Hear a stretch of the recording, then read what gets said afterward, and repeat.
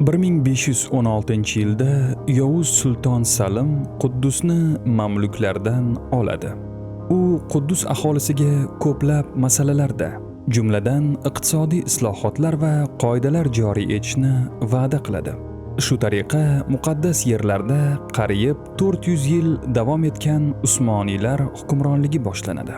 Sulton Sulaymon qonuniy davrida Quddus devorlari qayta ta'mirlanib, butun shahar devor bilan o'raladi. Shuningdek, madrasalar va xayriya uylari barpo etiladi.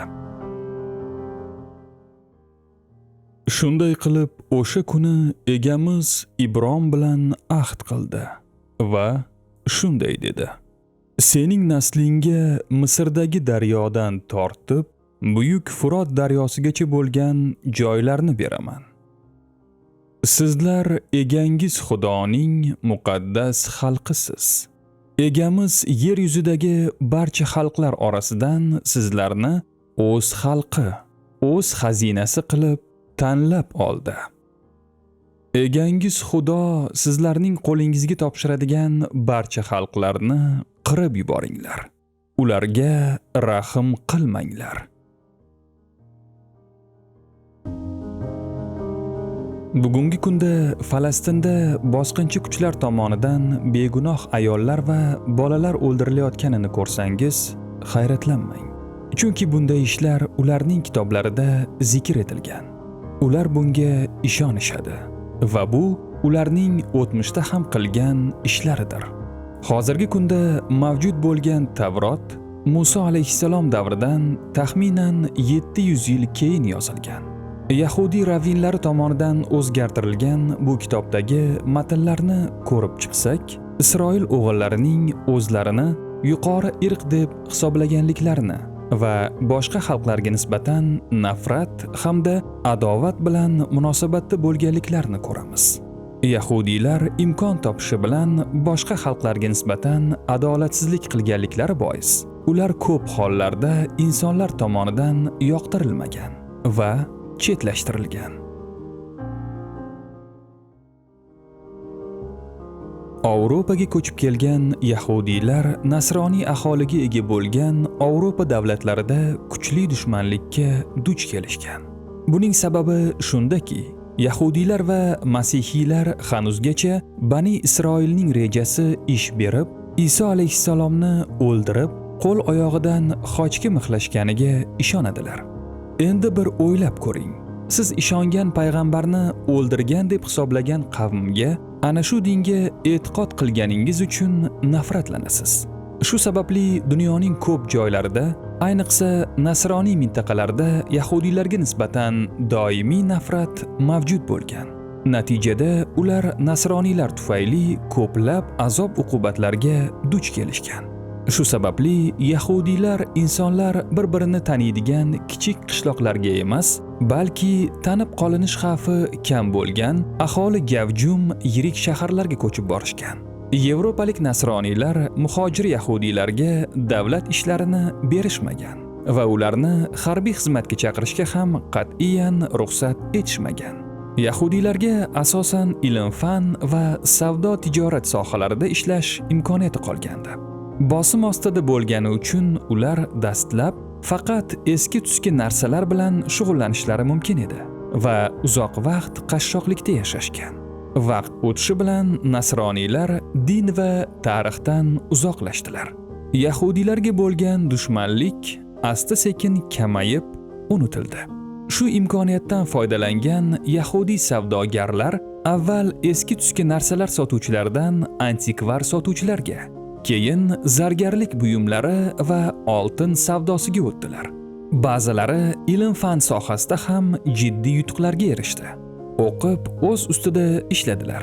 Bu ikki sohada, xususan Avropa jamiyatlarida ruxsat berilgan sharoit tufayli yahudiylar iqtisodiy va ilmiy jihatdan rivojlanish imkoniga ega bo'ldilar. Natijada ma'lum davrdan boshlab Avropada pul almashtirish yoki zargarlik bilan shug'ullanishda har doim bir yahudiy mas'ul bo'lgan. Bu ularning jiddiy boyib ketishiga sabab bo'ldi. Yahudiylar uzoq yillar davomida ko'chmas mulkka sarmoya kiritmaganlar. Chunki ular har doim qochishga tayyor bo'lishgan va yuk uchun yengil, ammo qadri baland ishlarga sarmoya qo'yishgan. Pullarini ular oltin va kumush kabi qadrli tangalarga almashtirib qo'yishgan. Bu tangalar dunyoning har qayerida qadrli bo'lib, agar surgun qilinsalar ham ular oltin va kumushlarini o'zlari bilan olib ketishgan. Yahudiylar uchun boshqa yaqin kishining boyligi ham xuddi o'z boyligi kabi muhim bo'lgan. Chunki ular Yevropada doimiy bosim va quvg'in ostida yashaganliklari sababli o'zaro bir-birlarini qo'llab-quvvatlashga majbur edilar. Ularning butun Yevropa bo'ylab oilalarga bo'linishi iqtisodiy va ilmiy jihatdan yuksalish imkonini yaratdi. Biroq yahudiylarning haqiqiy yuksalishi sanoat inqilobi bilan sodir bo'ldi. Sanoatning 3 ta asosiy ehtiyoji bor: xomashyo, moliya va bozor. Agar sanoat korxona egasi savdo qila olmasa, mahsulotini sota olmasa, u ko'pincha ishchilarga maosh to'lash yoki xomashyo sotib olish uchun naqd pul va kreditlarga muhtoj bo'ladi. Ushbu ehtiyojni anglagan yahudiylar sanoat inqilobi davrida kredit muassasalarini tashkil etdilar va olgan foizlari orqali boyib ketishdi.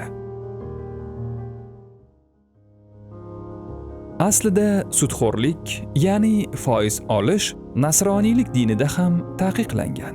Yahudiylarda esa o'zlarining o'zgartirilgan Tavrot kitobida yahudiy bo'lmaganlarga nisbatan sudxo'rlik, ya'ni foiz olishga ruxsat berilgan.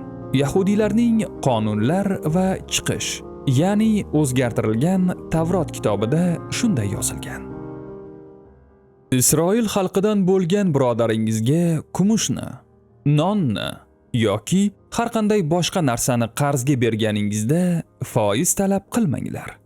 Boshqa xalqdan bo'lgandan foiz talab qilsangiz bo'ladi, lekin birodaringizdan foiz talab qilmanglar. Shunda egangiz Xudo sizga mulk qilib beradigan yurtda har bir ishingizga baraka beradi. Mening xalqimdan birorta kambag'alga qarz bersangiz, qarz beruvchi sifatida uni siquvga olmanglar. Undan foiz talab qilmanglar. Yahudiylarning boshqalarga katta foiz evaziga bergan qarzlari, ya'ni kreditlari vaqt o'tishi bilan o'z samarasini bera boshladi. Bu ko'plab yahudiylarning boyib ketishiga sabab bo'ldi.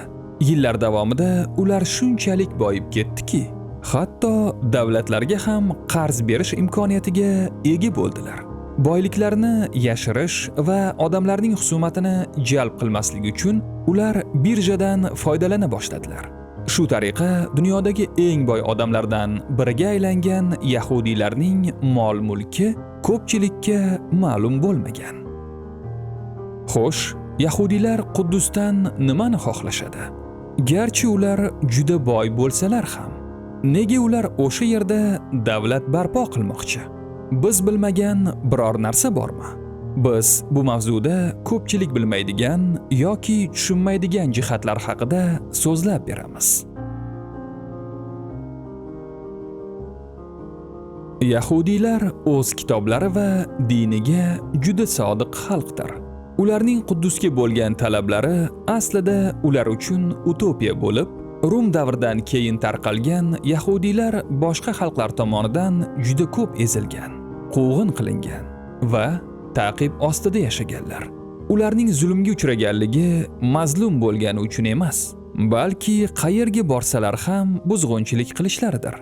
Yahudiylarni ta'qib qilish Birinchi jahon urushiga qadar davom etdi. Yahudiylarning dunyodagi ahvoli shunday edi. Toki mana bu kishi Theodor Herzl chiqmaguncha.